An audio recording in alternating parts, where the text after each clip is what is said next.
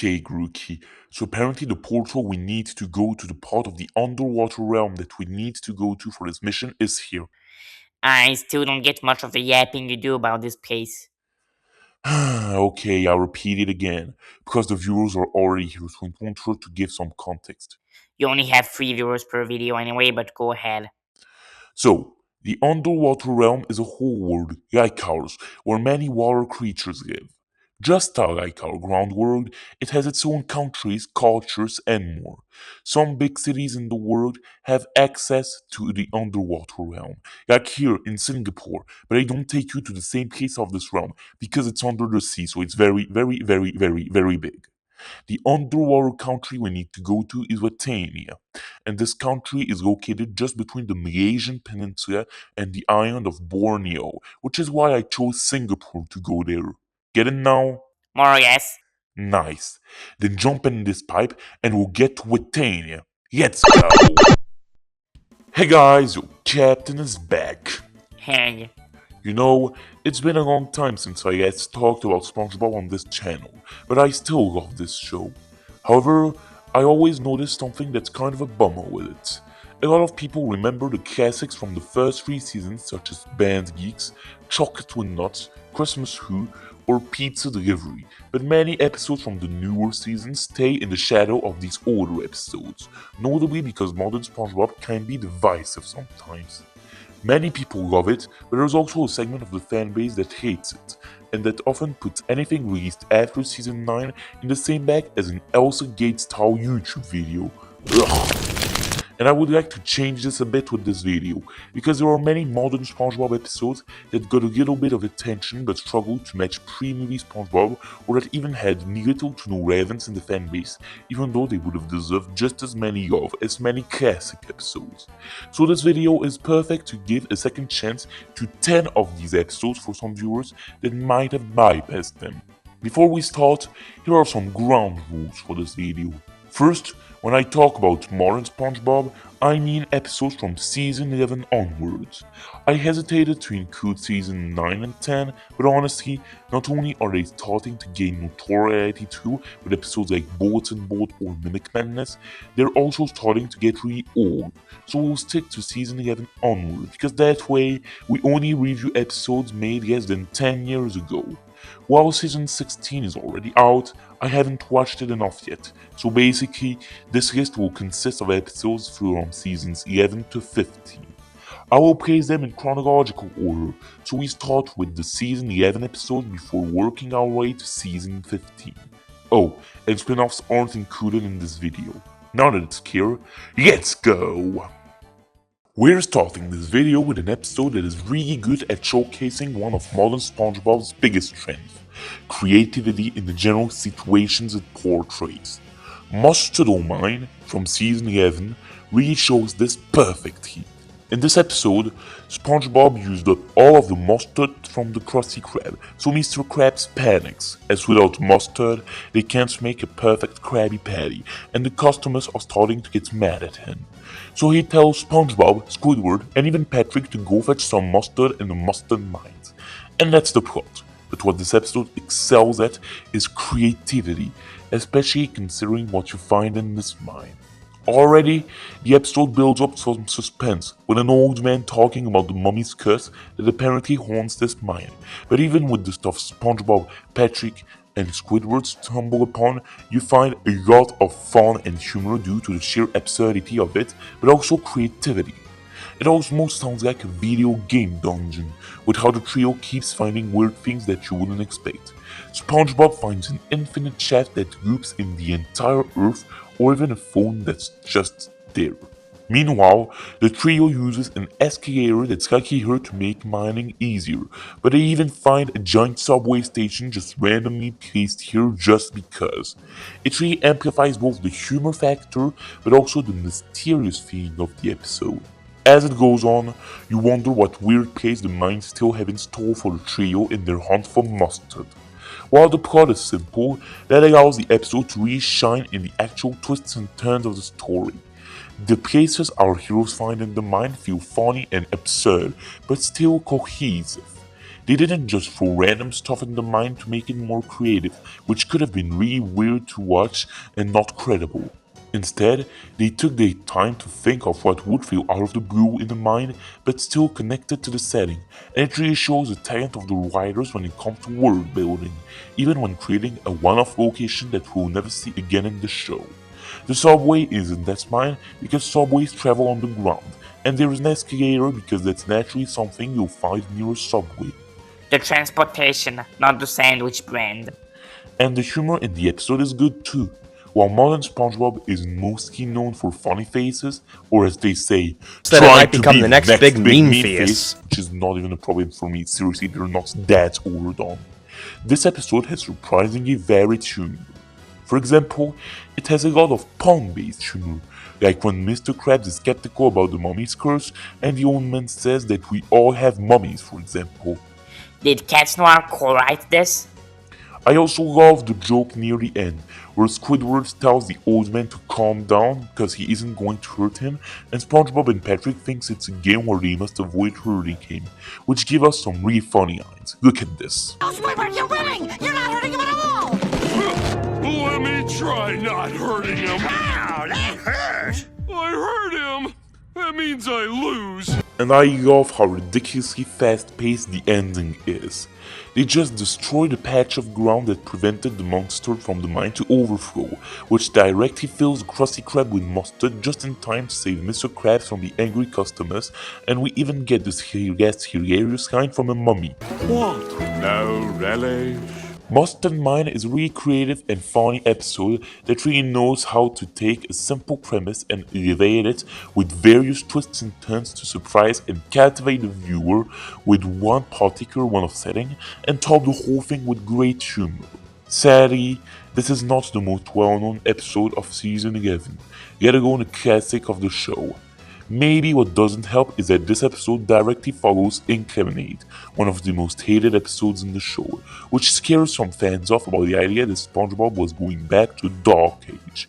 But honestly, Mustard O' Mine deserved way better, because it's one of the best episodes to show the strengths of modern SpongeBob. Let's continue this video with Girls' Night Out from season 11. Girls' Night Out is probably my favorite episode out of this whole batch. Honestly, I think it might be part of my top 3 or top 5 favorite episodes of all time. But sadly, a lot of people forget about this one and some just dunk on the trio this episode introduced, which I never understood, as it's the perfect way to develop characters who were pretty bare bones before this episode. In this one, Sandy accomplished a new scientific achievement. She managed to live as an amoeba for a whole week. She's so proud of this that she decides to celebrate with her friends, so she calls Mrs. Puff and Karen for a whole girls' night out, hence the title. This episode actually introduces a whole gimmick that will be present in some other modern SpongeBob episodes after this one, the Gal Pals. You see, the main male characters in the show, SpongeBob, Patrick, Mr. Krabs, and Squidward, are very often seen together, notably it's the Krusty Krab, so it's cool seeing the main girls doing something similar too. Pearl will even join them in later episodes featuring this group. But for now, let's focus on our trio. I really love this episode, because it's one of the first times we actually give focus to 2 characters we didn't talk about a lot when it comes to their actual personality and character dynamics until this episode, with Mrs. Puff and especially Karen. Classic SpongeBob used to treat her like very much of a tertiary character, or even really just a chatbot like ChatGPT or Gemini, but modern SpongeBob really made her a more interesting character by giving her a more genuine personality that goes further than just I'm a robot, and that really made her more distinct from Plankton by having her own more motherly, cheerful, caring, and almost adorable personality. I know that nostalgia bias is common when criticizing modern SpongeBob, but I think Sponge Boomers will at least be able to agree with what? Modern SpongeBob ruins Karen? Both Puff and Karen are really tired of repeating the same old shtick every day at work. Mrs. Puff is exhausted by SpongeBob's wacky shenanigans, and Karen can barely keep up with Plankton's failed evil schemes and constant anger issues. So Sandy decides to go to their respective places with Mrs. Puff and Karen to pull off pranks on both of them. And both of the pranks are really creative. The prank they play on Plankton allows for good jokes and funny voice acting with a crab's costume, and Karen's atrocious impression of what he sounds like makes the whole scene even funnier. And meet you at the Krusty Krabs. The cherry on top of the cake is that despite the exaggerated acting and the fact that the costume regularly breaks apart, Plankton is still gullible enough to fall for this prank, resulting in some beef with Mr. Krabs. Then, we get to the prank on SpongeBob. It consists of equipping him with a VR helmet while he's sleeping before waking him up so he genuinely believes that he has his own boat and driver's license now. First, I love the creativity of this idea and the visuals in that whole virtual reality world. And then, what happens next in this scene is quite interesting, because it shows that Modern SpongeBob really improves with characterization compared to season 6 to 8. I think everyone remembers the train wreck that was Demolition Doofus from season 8, where SpongeBob accidentally made Mrs. Puff unable to puff again, which made her want to murder SpongeBob. 14 years and it still sounds like something you'd find on the Creepypasta wiki. Not even the Creepypasta wiki, the Troll Pasta wiki at this point. This episode really sucked because Mrs. Puff was not credible at all here. I get that she has a broken past and that she's exhausted, but usually there are always a few lines she won't cross, and Girls' Night Out respects this by showing both sides of Mrs. Puff. She's exhausted by SpongeBob and won't pass on the little prank to play on him, but also immediately rushes to save him when it backfires, showing her caring side as a teacher as well, because she's still a teacher after all. The whole episode allows to bring some nuance into these characters, and despite still being more developed than Puff and Karen in the show in general, and not as developed in this episode here, Sandy is still cool to follow with her unusual, energetic, and uplifting personality. It's really cool to see these three characters more, because their interactions were pretty much non-existent before this episode, and I never refused seeing them more developed. Even the episode has a more relatable and warm feeling of just hanging out with your friends and forgetting all of your worries. It really paints those type of moments quite realistically, as even 5 minutes of this can make you forget what made you feel bad at the moment. Overall, Girls' Night Out's an excellent episode that feels fun and creative, but it also managed to add some development to characters that we rarely saw in this side until now, and I'm really happy that the Galp House became a recurring element in the show after this episode. So, this is the capital of Wetania, eh? Yeah, it's Possum, in the province of Meksha. It's known for its futuristic architecture and its kawaii culture. I still don't understand our mission here, though. Okay, so listen carefully. In Wetania, there's a mysterious villain who is trying to wake up a ferocious creature to destroy the cultural sites of this country. What? Why? Well, let me tell you the full story. Centuries ago, there were 2 kingdoms here. The kingdom of Wetania, home of the dolphin, sharks, and eels of the region, and the kingdom of Tentaculum, home of the octopuses, jellyfish, and squids of the region. They got into a war that lasted 155 years. At the end, Wetania came victorious and got the whole land that was originally for the kingdom of Tentacula. So the kingdom of Tentacula started losing a lot of its culture due to the takeover. But decades later, the Tentaculans were recognized as the new Republic of Wetania in the precedent of Squishyama versus Possum, and thus the Tentaculans got the possibility to preserve their cultural sites, which allowed them to retrieve and practice their own culture within Wetania, which would start a future of peace between the 2 ethnic groups. Okay, but why is there a problem then? Well, a group of Wetanian nationalists are really unhappy about this, and they found a mysterious hero who promised to go back to the old days when the kingdom of Tentacula was deprived of its culture. But this hero is aiming to wake up a giant shark monster that could cause massive destruction to the whole country, and he remains hidden, so we can't even know who he is right now. We're in a city to find hints, and apparently, according to his posts, he spent some time in the biggest hotel of Possum. We must be really careful, because he could be anywhere. It could be this guy, this man, or even him. Why are you pointing at me? I'm just a guy eating ice cream. Let's continue with the Goofy Newbie from season 12. This is another great example of modern SpongeBob taking one of the simplest plots possible and using some clever twists and turns to turn it into one of the most creative and packed episodes in season 12, while bringing back an old location from the first movie and expanding on it. In this episode, Patrick learns that the employees of the restaurant The Goofy Goober, which serves ice cream, gets to eat all the ice cream they want during the breaks. Upon hearing that, he immediately decides to apply for the job. He quickly gets hired, but his stupidity will cause a lot of weird and funny situations on his 2 days of working here. So what makes this episode stand out is a variety of situations. First, they expanded the lore of Goofy Goobers by turning it into a wacky backstory. Apparently, the founder used to be a street ice cream parlor in the 19th century before settling in the Wild West. And the funniest part is that what Bro was saying isn't even ice cream. He served his warm ice cream on rocks and sticks. Seriously, how broke a business that became the basic underwater equivalent to Starbucks in the centuries is beyond me. And what's even more funny is that one of the rules that all employees of the Goofy Goober must obey is literally to believe in the existence of extraterrestrial species. I'm not kidding. This creates lore about the Goofy Goober that's weird in the best way possible. Then, the whole episode is really good at creating a wide variety of situations for Patrick to go through while working at his new ice cream job in his own way. He cranks the kid up in the freezer, melting all the ice cream and flooding the restaurant, eats all the ice cream on the dishes to wash them, and even eats the ice cream to store it in his peanut mascot costume. Then, the episode also has an interesting twist when Patrick is threatened for being fired, which brings some variety as SpongeBob helps him at work by hiding in his apron, which gives us the occasion to discover that SpongeBob is quite a skilled ice cream baker. But perhaps the best joke in this episode, and genuinely one of the best jokes in the whole show, happens at the end of the episode. When Patrick finally gets his first break of the day, he makes the best of it by eating all the ice cream that he can. But then he gets a brain freeze and... Brain freeze!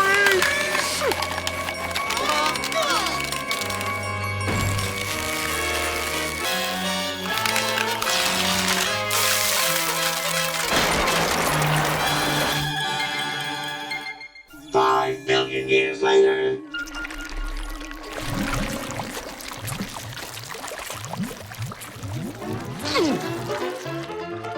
I think that went well! Yep. Patrick literally got a brain freeze so powerful that it could freeze the entire Earth for 5 billion years. And yet, everyone just goes back to their lives 5 seconds after the whole thing. It's really stupid and literally one of the most nonsensical things that happens in the show history, which honestly says a lot knowing that it's against some stiff competition. But that's what makes it hilarious. They literally treat a 5 billion years long ice age like a minor inconvenience, and Patrick even says that went well as if this wasn't the first time this happened, which the manager literally just firing him. And even the ending mirrors the training video of the Goofy Goober restaurant really well. The Goofy Newbie is a really good episode that masters the perfect way to make a SpongeBob episode really funny by making creative and surprising comedy around some of the simplest premises you can find here. It's really good at finding creative ideas to keep the viewer captivated between Goofy Goober lore and some of Patrick's own ways to do his work. In short, it's got everything needed to make a good SpongeBob episode. Our next episode, Say Aww from season 13, is quite the opposite of the previous one we talked about. Instead of pointing out a simple concept and using the twists and turns of the story to squeeze every drip of creativity that you can get from said concept, like in Mine or the Goofy Newbie, it picks the most out of the blue and weird concept you can imagine and manages to make it work with modern SpongeBob's creativity and some clever subversions of the main joke of the episode. This time, Plankton tries to steal the Krabby Patty from him once again, but he realizes he has a problem. People keep stopping to pet him and spoil him because they find him cute, which not only does he find embarrassing and insulting, but this starts to ruin his latest plan to get the phone. But this gives him an idea. He decides to build robots named Cutie Pie that looks cute, but that will turn into voracious monsters if someone awes at him. However, after Karen scoffs at his idea, Plankton awes with disappointment, which causes him to be the first victim. That's already a really funny and ironic initial joke, which also fits Plankton's general bad luck in life. But due to this, Cutie Pie breaks out of the chump bucket on a quest to make more victims. Already, the premise of that monster is really cool and creative in its own merit. But then, the episode is really good at building a fun kind of humorous tension, because when the Krusty Krab customers see the robot, you know how this is gonna end, and it just makes the fateful moment even funnier. It goes even further afterwards, because SpongeBob meets the robot and thinks it's cute, but he didn't actually awe unlike the other characters, allowing Cutie Pie to spare him. And he's always conveniently looking elsewhere when the robot goes on a rampage, so at first he's oblivious to what happened, which makes for fun tension every time SpongeBob is hanging out with Cutie Pie. Meanwhile, the others are waiting for enough people to be swallowed by the robot so they can ring the emergency bell and release everyone. And when SpongeBob goes to the veterinarian, this is amplified, as given how doctors often tell you to say "aww" at a moment or another, you know very well how this is gonna end, and it just makes the fateful moments hilarious because the veterinarian never expected this. And you're just waiting for the situation to build up, and when it does build up, well, we get a really cool chase with the cool Cajuns to Governor again, and some really funny jokes. A dead-end ride? That doesn't seem very glove-themed. Does Bro have a death wish? At the end, SpongeBob gets swallowed by Cutie Pie and allows the other to escape, and I love how he's treated like a miracle at this point. The ending is really funny too. SpongeBob feels bad for Cutie Pie, so he gets help from the Governor cast members to make him into a ride that makes people fly away, and we get a really funny joke with Plankton being unable to ride it and being called adorable, which makes the whole thing come full circle.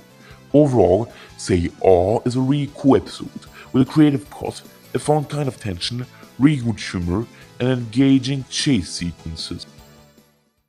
Darn it, he isn't in the Capsule City. We've got to find how to steal that shark before this cult killer finds a way to awaken it. Yeah, but Wetania's big. Do you really think we're gonna be able to find a show temple that holds these shark fast? Well, we'd better not take too much time. Wait, Freebum. I've noticed you keep talking about not taking too much time. What's the deal? I have a little problem. My body's not made for traveling underwater. We only have a couple of hours before I float back to the pipe like I intended. Oh, so that's why you're trying to find a vehicle. Yeah, but it's not very easy. I would like to find a good scooter, but they're all of cheap quality here. Hey! Who said good scooters? Ah, Future Boating. We missed you. Yeah, broski. How's it going? Well, we need a good scooter to tour Wetania fast. Do you think you can help us? No problem, dude. Hop on my back and let's Go! So, where's the next destination? Well, I'd say the second biggest city of Wetania, in the province of Braz, which is called Kishun. It's a big, developed city like Poson, but it has more traditional architecture and old cultural monuments.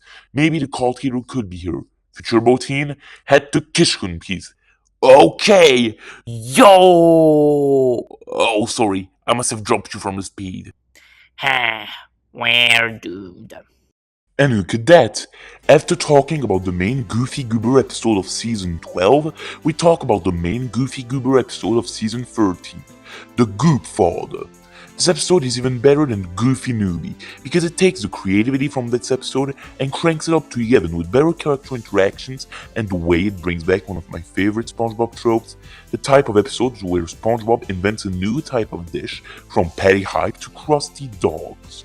In this episode, SpongeBob trips on a nail when serving Krabby Patties, which accidentally turns them to mush and mixes them up with Bubble Bass's milkshake. At first, he's upset about this, but when he actually tastes it, he loves it. Mr. Krabs notices this, and immediately sees the potential for making money, so he decides to turn this into a full dessert that he sells, the Patty Whip. SpongeBob is very proud of his invention, but then the Goobfather, who is the owner of the Goofy Goober and the owner of the whole ice cream industry in Bikini Bottom, goes to the restaurant at night and literally dismantles the ice cream machine. Hey, I heard about your little Fatty flips. That's patty whips. And a little friendly competition never hurt anyone. How is that Goobfather guy still in business? That one's for SpongeBoomers who think they will never side with Mr. Krabs after season 3. Yeah, they just threw a copyright joke and thought we wouldn't notice, but at least it's a funny one. Mr. Krabs obviously doesn't want to give up his patty wits, so he rebuilds a machine and first tries to hire bodyguards to handle the strength of the Goofy Goober's bodyguards, and it ends with this funny visual joke. Well, we're whipped. Yeah, who the heck would hire Old Man Jenkins and Old Man Walker as a bodyguard? So Mr. Krabs takes it a step further. This time, he decides to sabotage the Goofy Goober restaurant. He successfully goes inside the restaurant by dressing up as an employee and using SpongeBob as a literal mask. Then he goes to crank the heat up in the restaurant again, while SpongeBob dances in his peanut costume to distract the staff, which is also really funny to see. But after they flee the restaurant, the Goobfather understands he got away and he turns the Goofy Goobers into a war machine to attack the Krusty Krab. However, Mr. Krabs doesn't give up, so he activates a secret protocol to turn his restaurant into a tank. The last act of this episode is more action-centric, as the two restaurants engage in a war with ice-cream-themed weapons, and even though this part is more straightforward, it's still fun to watch due to the creativity of the weapons they use. Mr. Krabs uses sugar cones to destroy parts of the Goofy Goober, while the Goobfather's grunts try to send ice cream on SpongeBob's head to cause a brain freeze. Then, as Mr. Krabs and the Goobfather were about to engage in an actual one-to-one fight, the Ice Cream King, a starfish character who loves the ice cream and first appeared in Season 10, comes near the restaurant with his blimp. Overall, he's a really fun character, and I think the way he just has to appear and tell them that ice cream isn't meant for war for the two owners to declare what I guess I can call a truce is pretty funny. And the funniest thing is that it's still useless, because the Ice Cream King uses his ice cream bomb to punish them since he didn't hear them stop fighting, which blows up both restaurants and indirectly delivers free ice cream to everyone in the city, which is both a hilarious and kind of wholesome way to end the episode.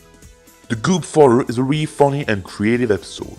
Over the course of only 11 minutes, it manages to be packed with a fast-paced story with various twists and turns, from Mr. Krabs unsuccessfully defending his patty win machine, to the attack on the Goofy Goober restaurant, and even the ice cream battle at the end of the episode. And even the best part of this is that they all manage to make it engaging, packed with various twists and turns themselves, and funny at the same time. Not only does it show the creativity of Modern SpongeBob, it also does an excellent job at showcasing this era's ability to cram a packed and dense story into an episode that's fast-paced, which is the best of both worlds for SpongeBob. I honestly believe that this episode legitimately deserves way more than it gets, because it's just that good. Hey man, since it's an episode about ice cream, can I do the trend? Go ahead. Okay! Serenori-chan! Hi, Nanigaski! Chocolemon, yun mo amata, Korelane-chan, Hi. Nanigaski. Manila Fule Bayonino Nata. Our next episode on our list is Big Top Flop in Season 13. Honestly, it's really unexpected that it took SpongeBob 13 seasons to have a circus-themed episode, but the wait was worth it, as it gave us a really fun episode with some witty humor that's honestly on par with what you'd find in the pre-movie era. In this episode, Mr. Krabs notices the Krusty Krab is empty today, and find out that his ringmaster rival opened his circus right next to the restaurant this year, and that it's stealing all his customers. Of course, Mr. Krabs is furious about this, so he locks the whole circus troupe up in a wagon before assigning a circus role to the whole Krusty crew and Patrick. First, I love how the way they have Patrick join the Krusty circus troupe is literally just him falling off from the sky. Then, I really love the way each character's role mirrors their personality perfectly in this circus performance, which you can see as the episode unfolds. Mr. Krabs, who's the ringmaster, tries to have the worst performance possible so people get tired and order a Krabby Patty instead, but all of his attempts backfire as people love the circus more instead. First, he hires SpongeBob as an acrobat, which fits his very energetic and cheerful personality. He hoped that SpongeBob will be clumsy as an acrobat, so he doesn't give him any training. But instead, people love the performance just for SpongeBob and his enthusiasm no matter the results, which is also pretty fitting for him, because he will always be enthusiastic in what he does, even when it's not perfect. The second actor is Squidward, who performs as a clown. Mr. Krabs hopes that people will hate him, but instead, Squidward decides to perform as a sad clown, because he's very cynical and struggles to see joy in life, and it also creates an irony that you'll see as the scene unfolds. Squidward, in his clown act, keeps falling for the pranks that are present in his wallet, which starts looking like Squidward torture, with him being smacked in the face by baseballs, whacked by pie, and getting his hopes up with a giant flower until it floods him instead. But unlike your average Squidward torture episodes like Jellyfishing or Ink Lemonade, this allows Squidward to pull out a perfect sad clown act, and instead of booing or laughing at him, the audience cries and awes him as they sympathize with everything he's going through, which annoys Mr. Krabs. What? They're not supposed to sympathize with him. Don't awe him, boo him! And the funniest thing is that despite all the shit he goes through, Squidward ends up relating to the sad clown, and he ends up enjoying playing as him, and gives us a cool moment with him receiving admiration again as people love his act. This is honestly a really good plot twist that, in a way, feels almost meta, as it mirrors pretty well how the audience of the show loves Squidward and sympathize with him, even though a lot of other shows would just go out of their way to make us hate characters like him. Looking at you, Miraculous. This Chloe arc stopped being interesting 3 seasons ago. Then, Krabs pulls out Patrick, who's dressed as a sea bear. But when Krabs acts very hard towards him, people start to hate him instead of Patrick. Patrick decides to give him a taste of his own medicine by forcing him to dance on a bong instead, which is a pretty funny way for Krabs to get his comeuppance already. But then, the other ringmaster manages to free himself and enters the circus tent. He is very angry at Krabs for stealing his show and ruining it, so he starts to fight with him. This funny little fight sequence is really funny and creative too, as it makes the absolute best of everything you could find in a circus to give Krabs and his rival good weapons they can get to fight in a setting.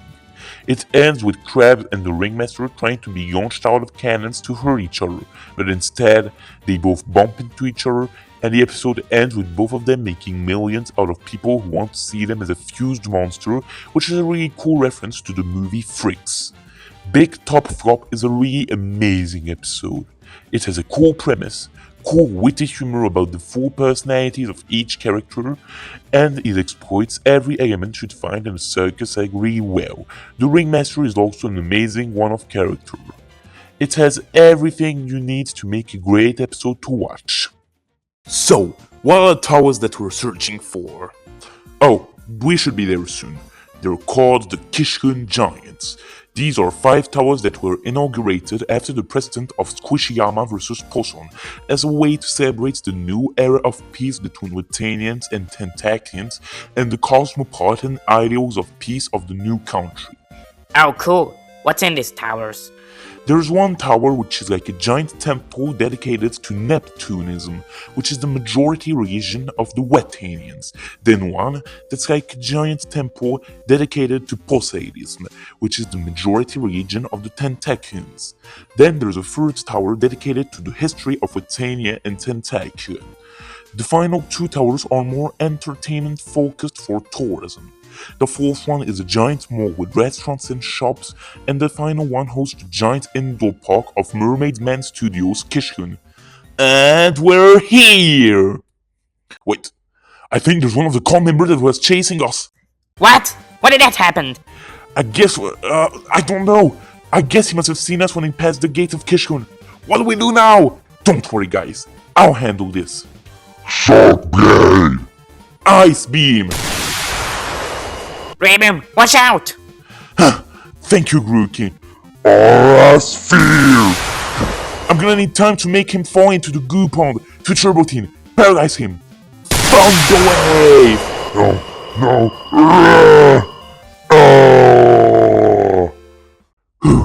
That was a close call. Moving on.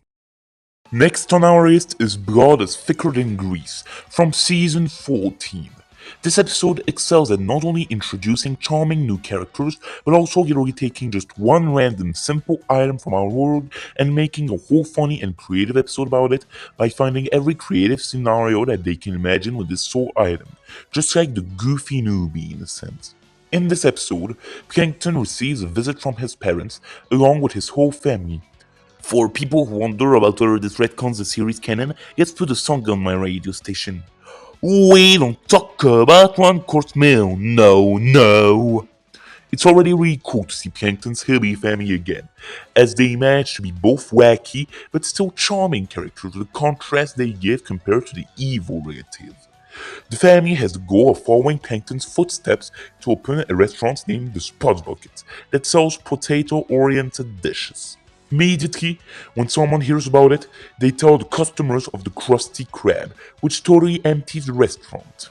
Everyone orders so much food that the Spot Bucket overtakes both of its rivals, so Plankton tries to steal the Krabby Patty formula since Krabs doesn't see the benefits in keeping it. But since nobody's ordering Krabby Patty, he realizes the formula is worthless, rendering his plot irrelevant. Krabs realizes that Plankton's reaction will eventually solve this problem through a chain reaction thanks to our best friend, the butterfly effect.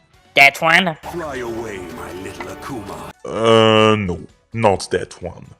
And the episode is really creative with the potato dishes, the plans that Plankton imagines to ruin the restaurant, but also the ways the plan backfires. First, he tries to call the health inspector since the chum bucket already keeps getting shutdowns from him. Yeah, it's the same one as a Nasty Patty. But Oh my! This restaurant doesn't deserve an A! It deserves a triple A plus! yeah, it's a really funny satirical twist here. Then, Plankton sends Patrick to the Spot Bucket so he'll eat and ruin the food, but instead, he becomes a perfect potato masher to make mashed potatoes. And I love how Plankton's parents are totally oblivious to their son actively trying to ruin their restaurant, which is really funny. Then, Plankton tries to blow up the restaurant, but instead he ends his bomb with a giant potato, making perfect french fries. But the way Plankton manages to shut down the restaurant is really funny too. Plankton gives up and decides to join the restaurant as a chef, and starts to really enjoy it. But he decides to add his personal touch to it.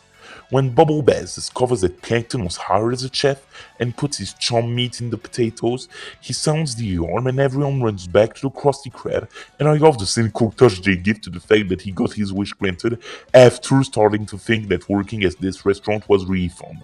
Be careful of what you wish for, kids. So his parents literally just blow it up and leave the city to buy a football team as Krabs revels in his victory until both he and Plankton fall for a prank from one of his relatives, ending the episode. Blood is Thicker Than Grease is probably the most underrated of these 10 episodes, because absolutely nobody talks about that one, but I think it deserves way more credit. It introduces new fun characters perfectly even after 14 seasons, has fun humor, creative ideas with potatoes, and I really love the way the show introduces a restaurant other than the Krusty Krab and the Chum Bucket, which is already a welcome surprise in this show. Moving on. Our next entry, Smartificial Intelligence from season 15, is a really great example of how the show manages to insert subtle social commentary and satire in a family-friendly cartoon, while feeling organic and still fun by having a compelling storyline. In the episode, SpongeBob is watching the news when suddenly Perch Perkins, the reporter, gets fired from his job and replaced by a robot named Newsbot 2000. As he gets fired, his bosses withdraw almost all of his possessions, including his hair, rendering him homeless and struggling. SpongeBob is obviously not okay with that, and decides to protest to save him. This episode dabbles in a lot of different social issues, starting with, of course, AI, as this is already happening with several companies outsourcing jobs to AIs despite the people losing their jobs due to this. Oftentimes, these companies show the efficient and competent side of AI, but obviously, many of them won't show you the dark side or try to paint you as a hypocrite for even criticizing it. So the episode already portrays this problem really well. especially since Perch Perkins even tries to get other jobs but struggles working at the Krusty Krab and quickly gets fired. But another twist in this episode is in the final act, when Perch Perkins and Newsbots 2000 get in reporting duel. Perch Perkins looks disadvantaged until he understands the robot's strategy. To outperform any human reporter, he has been causing every single element he reports, which dabbles into deepfakes, but also fake news in general. Obviously, you don't see that many people causing things like this just to report them, but fabricating them, on the other hand, is very widespread, as it has become easier for anyone, even if they don't have skills in doing that sort of thing, to spread falsehoods with AI, but also circular reporting. You know, the technique that conspiracy websites use that consists of several phony sources citing each other to look like the information is confirmed by a consensus of independent sources, regardless of the reliability of said sources. So it's honestly really cool that the episode teaches about these kinds of things, because it's a message that honestly needs to be shared, both about AI and the way people use it to fabricate things deliberately to make their opinion gain more ground. And I really love how Perch Perkins defeats Newsbot 2000 by simply giving it an overload of questions to destroy.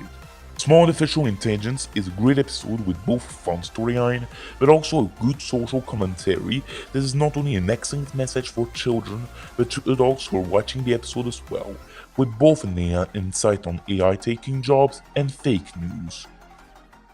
So, that's the temple where we could find information to understand how to seal the shark monster. Yeah. According to legends, when someone attacked Wetania by waking it up for the first time 1000 years ago, Neptunian Wetanians took shelter in the temple and used artifacts that were said to be used by heroes a long time ago to protect the nation since the dawn of time.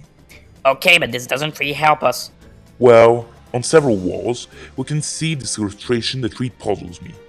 When all hope felt lost, the heron put on a hair clip that looked like a shark. A little creature was seen, and we only heard 3 words. Blob, dive in.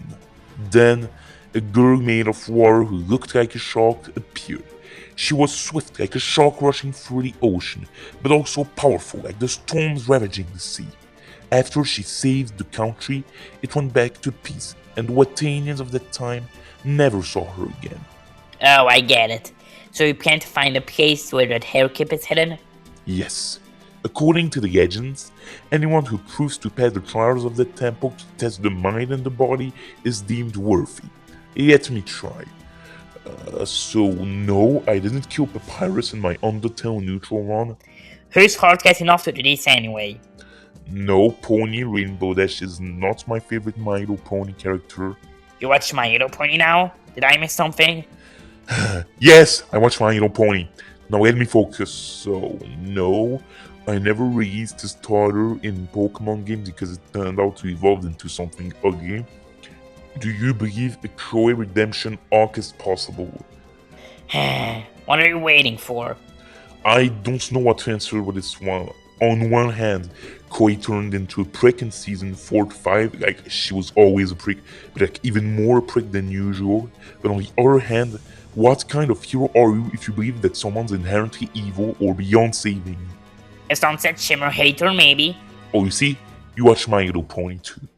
We continue with Firehouse Bob, another episode that perfectly shows how modern SpongeBob can take a simple theme and make an episode that showcases everything the writers can imagine to go along with that theme.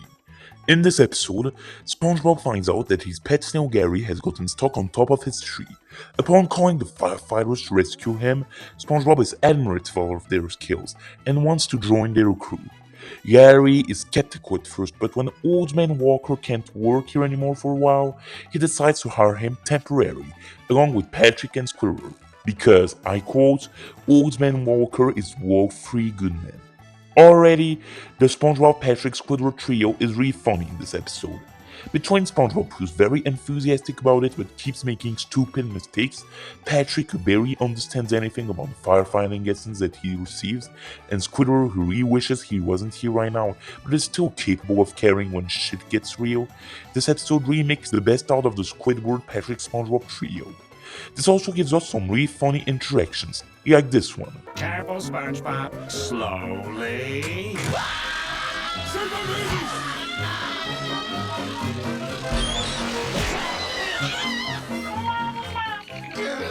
she said? The episode also finds really good jokes out of the simple firefighting theme, notably the poles. SpongeBob finds various poles until he finds a mystery pole and slides down it, which leads to trippy, slapstick segments with really fun and creative visuals that make the best out of the live action. I absolutely love it when SpongeBob uses live action jokes, and this scene makes those visual works perfectly. SpongeBob's already Chad for surviving this, to be honest. Then, I really love the cynical vibes that Harry gives in this episode. He already knows that this is not gonna go well and just hopes for the training to end quickly so he can go back to normal work days with his usual teammates. This leads to really funny lines from Harry, like those. And I couldn't find 3 good men, so I got you.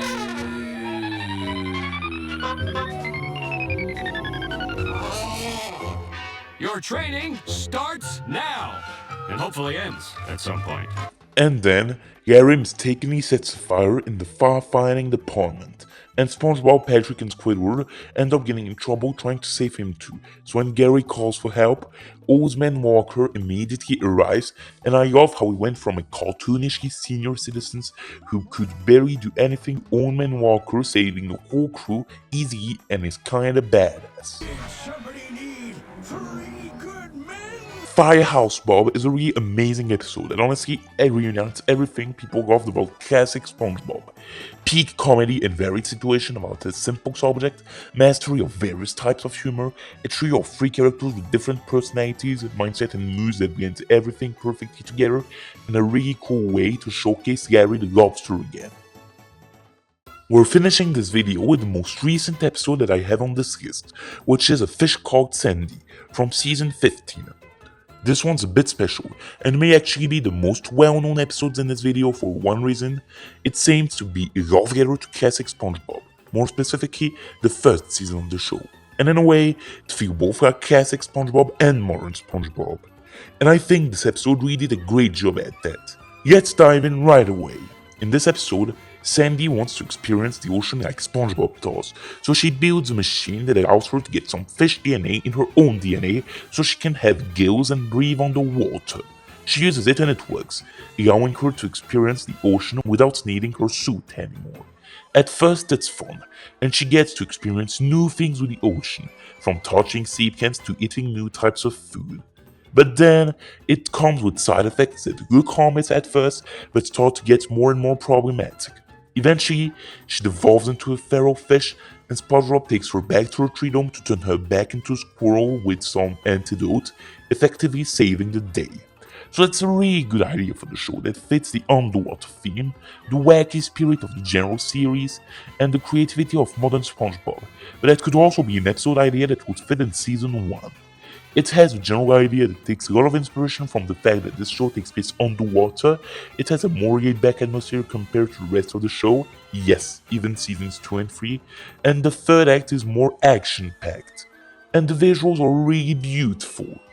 Modern SpongeBob already looks amazing in general with the colorful and crisp visuals and the more flexible animation, but mixing these qualities into visuals from season 1 like the pink skybox of Jellyfish Field give us some of the best visuals in the whole show, between these peaceful plains, the ominous dusk creeping on the hook fields, or even the introduction with the French narrator. Here comes one of the most elusive of sea creatures now, the squirrel. He also got replaced by Patrick, apparently.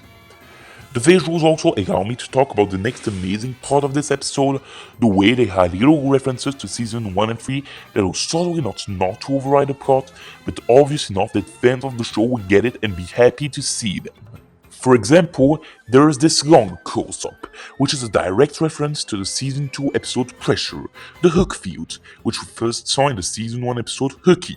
Those visuals that reference the dance party in Jellyfish Jam from season 1, or even Gary humming near SpongeBob's house, which references the ending in I Was a Teenage Gary, which is once again from season 1. Then, the humor in this episode is really amazing. It has lots of jokes that could be present in season 2 SpongeBob with modern twists, like this one with Patrick. Sandy forgot how to breathe, huh? Happens to me all the time. Or this one, during the chase with feral Sandy. Pudding Sorry, have you been hoarding those in your shell again? Or this one, when Sandy bites on a hook. Alright, now let's take a look at you. Oh, goodness! Oh, you ain't no prize yourself, mister! What are they dumping in the water around here? Or this one at the very end. My legs! My furry, furry legs! Red. I'll get the carrier. Overall, a fish called Sandy is the perfect way to take what made Season 1 amazing and mix it with the quality and the style of Modern SpongeBob 2. It has the atmosphere and some of the style of humor from older seasons, but by keeping Modern SpongeBob style in it, it also manages to be its own thing instead of just copying Season 1. Thanks to this, it really feels like a true love letter to the series, which is a great way for ending this video. Wow. If it isn't Captain Raboom. Oh, weren't you the guy we fought in Kishun? You were the hero all along? Well, yes. Losing this fight was planned all along, so you would think I'm too weak to be the hero. But by doing so, you helped me get the last orb needed to complete my great plan. And to think you really defeated me by doing this, you really are pathetic. Too bad you made it this far, because this shark is already awake. You better give up now and just admire his rampage. Over my dead body! Ice beam! Gosh, it's fast. We're gonna have to see it in the temple before it tries to destroy Wetania again. Grookey, hand me the hair kit! Let's run! Won't be able to handle this for long. You better use that shark miraculous right now. And it's funny, Kim, now. Whew. Yo, man. Nice to meet ya. I'm Blob, and I'll be your Kwame. Who are you? My name's Captain Reboom, and I need to transform with your powers to save Wetania right now. Wow, cool, man. I'm the Kwame of the Miraculous of the Shock. I will give you the power to rush like a powerful shark and to breathe underwater. Neato, huh? You will also get some cool water type moves. All you have to say is Blob, dive in. Blob, dive in! Huh! Yeah!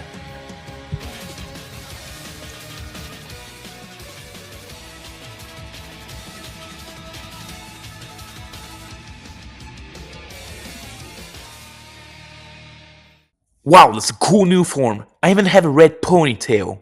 Hey, wait. What should we call you in this form? Oh, I have an idea. Captain Chaos! Wait, yes, the shark! We should fight it now. Okay, I have an idea. Floating ice skating. Thank you, Grookey. Shark Rush! No! My plan! It's failing again! The door, it's closing!